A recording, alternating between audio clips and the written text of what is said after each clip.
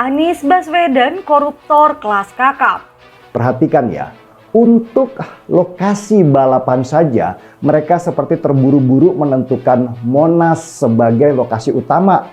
Bahkan tanpa ada koordinasi dengan pusat, pohon-pohon di Monas ditebangi sehingga membuat Kementerian Sekretariat Negara tersinggung karena Monas adalah cagar budaya dan pengawasannya ada di pusat, bukan di Pemprov DKI Jakarta.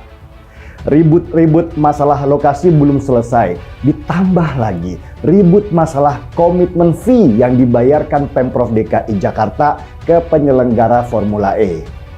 Sesudah diaudit oleh BPK, ditemukanlah bukti kalau Anies Baswedan selaku Gubernur DKI sudah membayar komitmen fee sebesar hampir 1 triliun rupiah. Itu kan ada laporan audit BPK. Oke, ya. Ya, jadi 1 triliun itu sudah masuk ke panitia yang pegang Formula E. yang lisensi Formula E. Ya.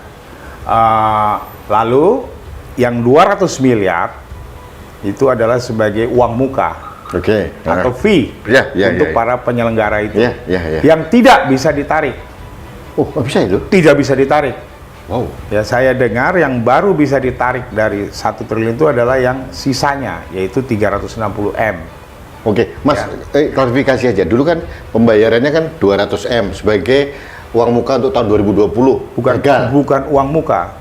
Apa itu namanya? Itu namanya uang bayar fee kepada yang pemegang lisensi Formula E. Oh, berarti 200 hilang? Ya, hilang. Kemudian untuk penyelenggaraan tahun 2021 bayar lagi 360. 350 sampai dengan 1 T untuk penyelenggaraannya. Oke. Wahai para pendukung Anies Baswedan, buka mata dan hati kalian. Jangan terus mengingkari kenyataan. Bagaimana mungkin Anies masih dianggap mampu memimpin Jakarta? Lucunya, ketika Direktur Jakpro yang juga bertindak sebagai Managing Director Formula E Gunung Kartiko ditanya wartawan soal status gagal itu, dia malah balik bertanya. Di situ tertulis apa? Para wartawan menjawab bahwa ada tulisan kata gagal di dekat tulisan tender proyek. Gunung dengan enteng menjawab, ya sudah. Ketika wartawan terus mengejar, Gunung menekankan, saya dilarang bicara, nanti saya dimarahin. Kondisi makin runyam ketika wartawan menghubungi Direktur Utama Jakpro Widi Amanasto.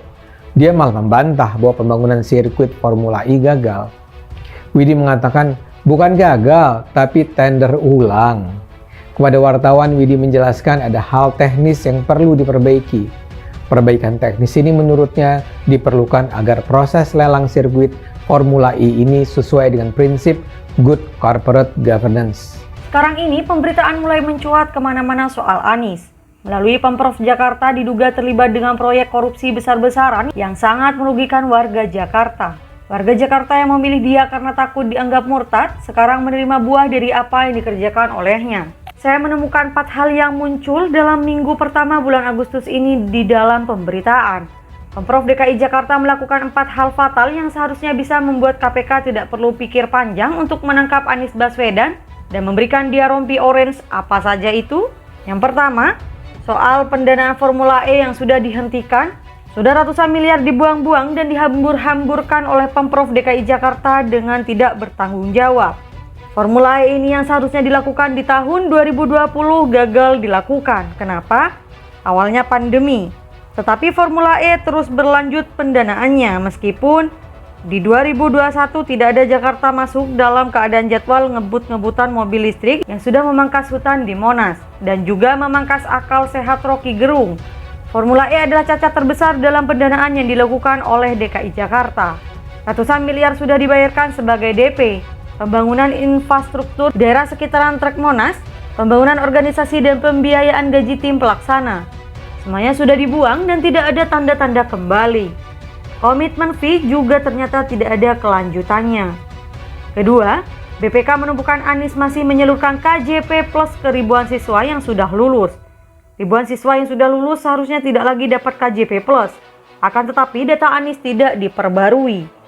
Apalagi kalau bicara uang, data itu penting dan bisa jadi barang bukti kalau dia diseret KPK. Nilainya tidak tanggung-tanggung, yakni 2,3 miliar. Gila, uang 2,3 miliar ini seharusnya bisa diberikan kepada siswa yang baru untuk menerima KJP. sehingga uang 2,3 miliar ini bisa lebih bermanfaat. Tapi saya duga penyaluran ini merupakan fiktif saja. Datanya ada tapi tidak disalurkan, sehingga mungkin dinikmati bersama. Kita tahu kalau bicara soal pendidikan, orang ini tidak pernah serius. Berbeda sekali dengan apa yang menjadi semangat pendidikan yang dimiliki oleh Presiden Joko Widodo. Selama ini pendidikan DKI diisi oleh radikalisme HTI.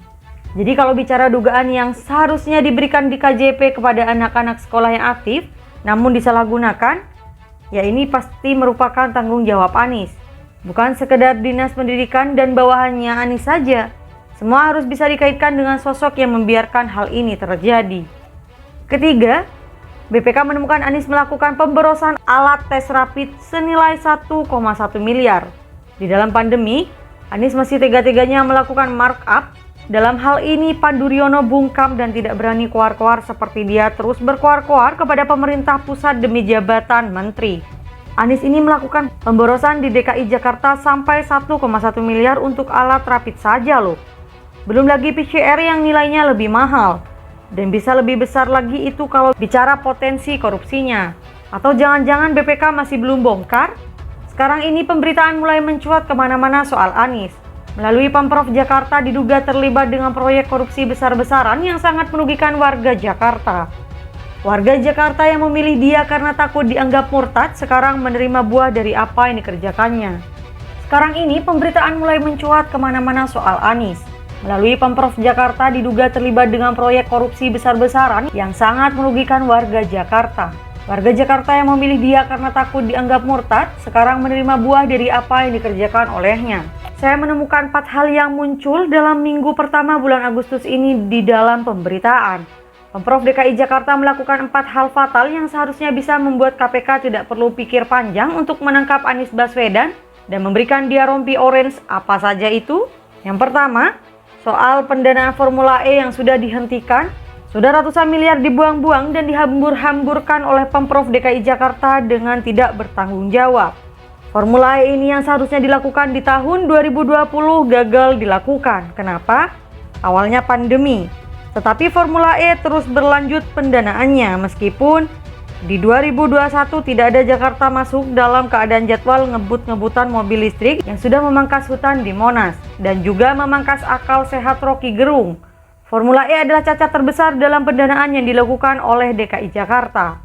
Ratusan miliar sudah dibayarkan sebagai DP.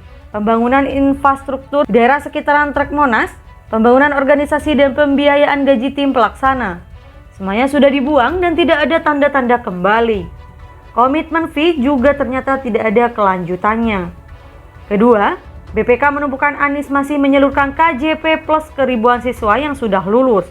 Ribuan siswa yang sudah lulus seharusnya tidak lagi dapat KJP plus.